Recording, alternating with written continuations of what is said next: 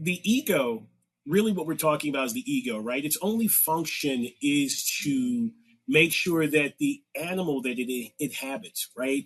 We always think about ego as outside of the body, but it's inside of the body. The ego, in order for it to survive, it has to make sure that this mechanism that we call a human body survives, right? And so part of the presentation is to ensure its prosperity, to ensure that it's going to be welcome with others, to ensure that the herd accepts it. But there's wants that it's going on inside of here, right?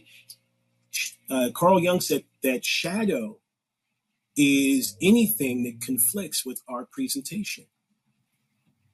Anything that conflicts. So if you think about, if my parents only knew that I do this or that I like that, that's a conflict with your presentation, and that is what we hide.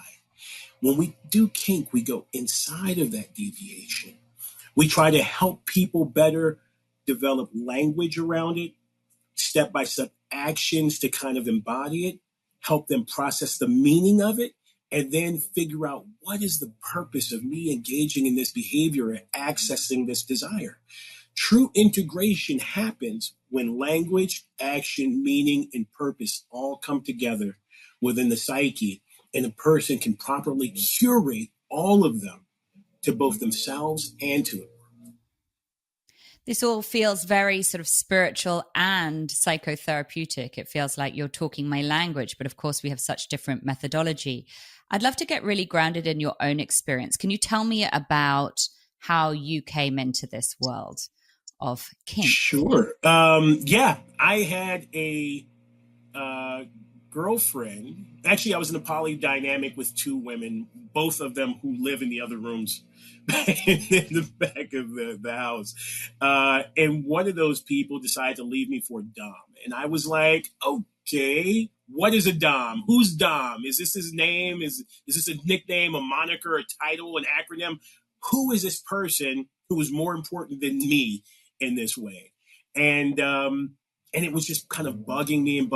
And then they broke up, and she came back and introduced me to this lifestyle, me and my current wife of 26 years. And we walked into our first dungeon in West Hollywood, and pulled back the curtains, walked in. And first of all, we were the only Black people there. We were also the only people wearing powder blue at a goth club.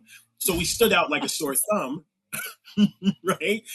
But we sat there and we watched the performances, we watched the shows. And the thing that stands out to me the most sitting there is that I didn't feel weird or out of place. I actually felt very comfortable with being in this environment. And although I never really had thoughts of sadomasochism or bondage or any of these things, I saw myself being able to do these things, and not only be able to do these things, but being very proficient at these things. Okay, so what are these things? What, I have to interrupt you because I want to get a picture. You walk into this club. I love that you're wearing the powder blue. This is very good. Oh yeah. And, so everyone else is in black. What are they doing? Wait, powder blue velour.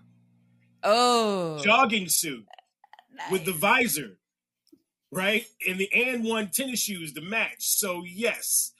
Okay, you've earned my respect officially, so that's good. Yeah, and so what was going on, Yeah, so when we walked in the door, this was Club Blue, and this was the premier. It was called Club Dungeon at the time. This was the premier venue. This is where all the people who are luminaries now really got their start. And as we walked in this door, the lights are going. It was very dark. Everybody's in this kind of industrial goth wear, and I remember there was this giant, 7 to 8 foot cubed crucifix. And there was a woman suspended inside this cubed crucifix. And standing on top of the crucifix was the person who would eventually become my mentor. And he has got a big, bright red mohawk, lipstick, eyeliner, a long A-line skirt, high heels, and fishnet top. And lipstick, and he's standing on the woman's neck with his high heel. And I think to myself, yeah, I could do that. Nothing weird about this at all, I mean, that image sucked me right in. I'm like, oh, I didn't know it was like that. Sign me up, It's not like that anymore. Wait. Um, It's not lies. The woman who brought me into the scene is actually standing right here. So ooh.